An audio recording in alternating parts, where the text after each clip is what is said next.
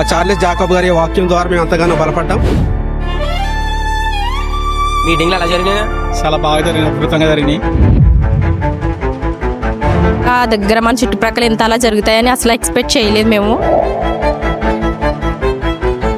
బయలుదేడు బాబు, దేవునికి చాలా మహిమకరంగాను అనేక మందికి రక్షణార్థంగాను ఈ మీటింగ్స్ చాలా ఉపయోగపడింది. ఈ 3 days పైడావ్ మీటింగ్స్ గురించి ఈ వీడియోలో చూద్దామండి. మీటింగ్ స్టార్ట్ అయ్యే 2 hours ముందే చైర్స్ ని సెట్ చేసుకుంటామండి. హెల్ప్ చేసిన చిన్నపేట యూత్ కి అయితే స్పెషల్ థ్యాంక్స్ అండి.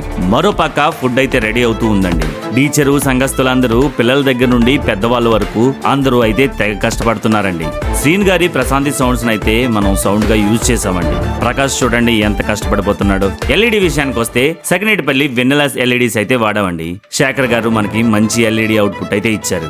మ్యూజిక్ టీం అయితే అద్భుతంగా మ్యూజిక్ అందించారండి. సామ్యుయల్ అండ్ దీవెన్ బాబుకి స్పెషల్ థ్యాంక్స్ అండి. ఫైనల్ గా లైవ్ స్ట్రీమింగ్ వచ్చేసి మనం ఇచ్చామండి.